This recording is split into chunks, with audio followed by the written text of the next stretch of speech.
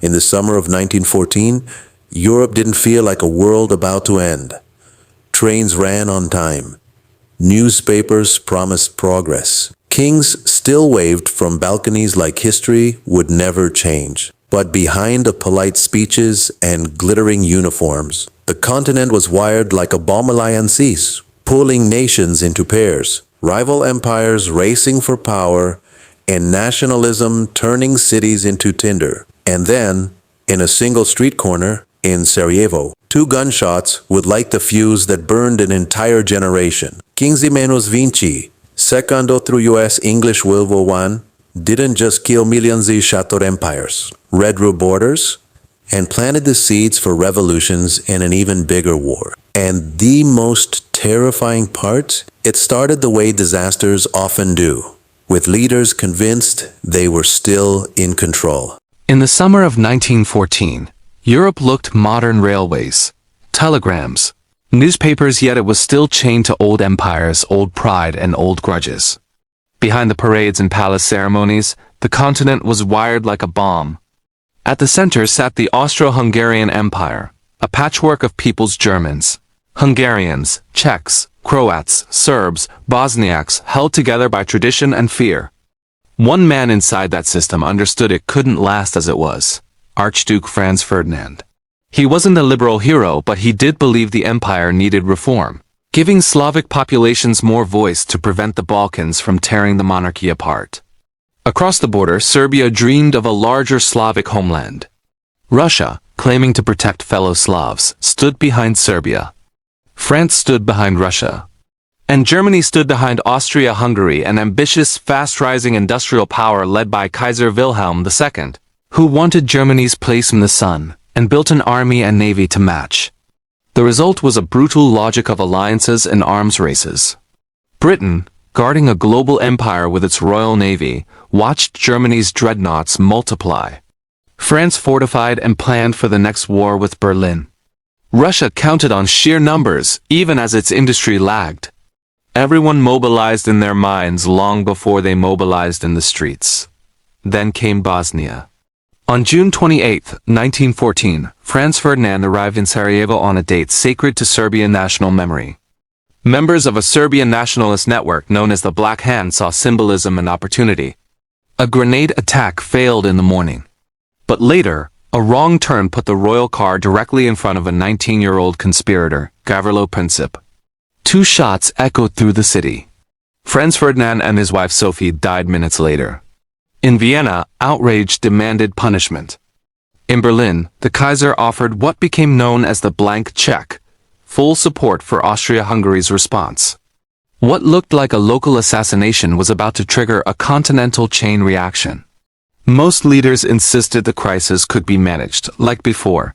They believed deterrence would hold. But nationalism and terrorism were no longer controllable. Within weeks, diplomats drafted demands designed to be refused, and timetables began ticking. A month after Sarajevo, Europe entered the most dangerous kind of calm, polite on the surface, frantic underneath. On July 23, 1914, Austria-Hungary delivered an ultimatum to Serbia that read less like diplomacy and more like a trap.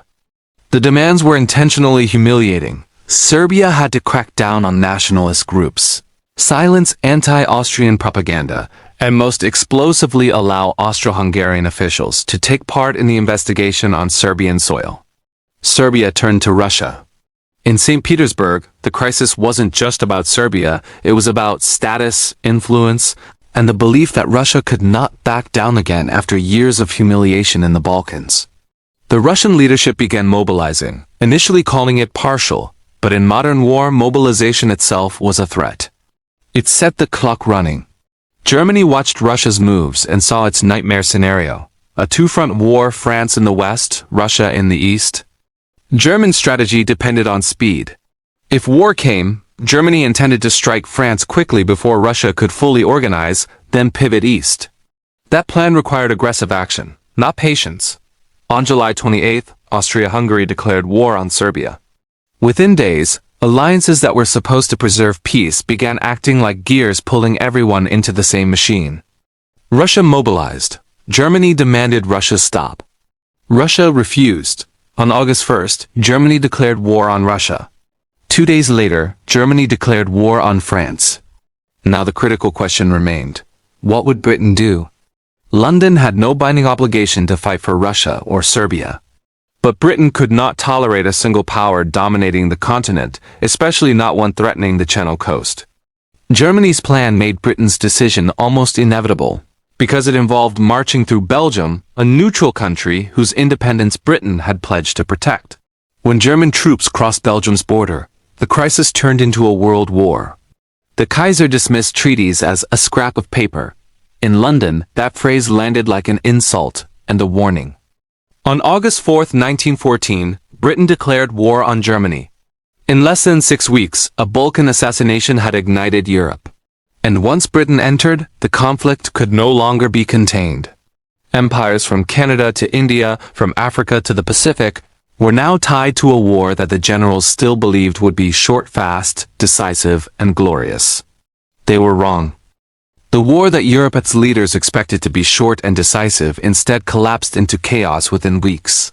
The opening battles of 1914 shattered every illusion about modern warfare.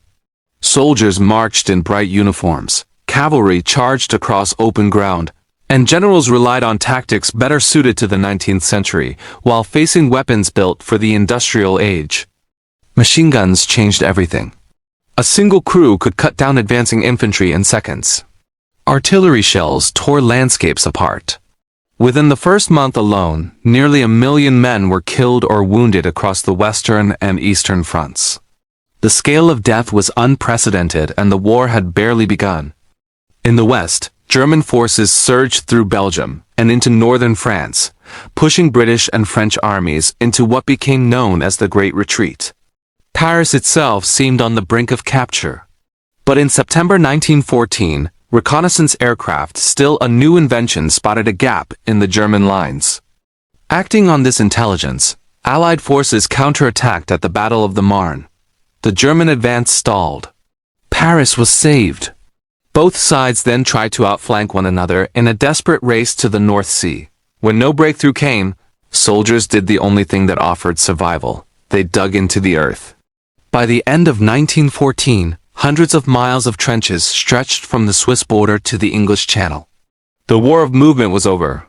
A war of endurance had begun. Life in the trenches was brutal. Mud swallowed boots, water-filled dugouts. Rats fed on corpses. Disease spread easily. Men lived for weeks under constant shellfire, knowing that stepping out of the trench often meant instant death.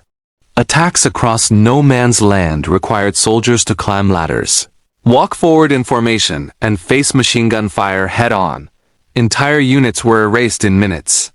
Meanwhile, the war expanded beyond Europe. Japan seized German possessions in Asia and the Pacific. Fighting spread to Africa and the Middle East.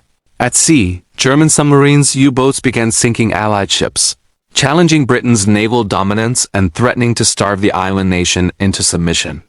Even in the sky, war evolved rapidly. Aircraft shifted from simple reconnaissance platforms into armed fighters and bombers.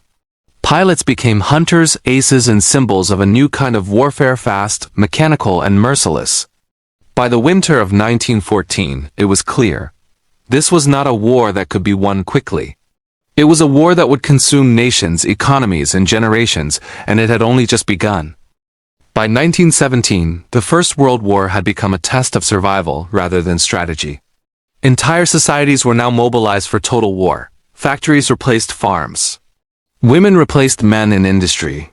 Food shortages, inflation, and exhaustion pushed nations to the brink. The pressure broke first in Russia. Years of military defeats, hunger, and political repression triggered revolution.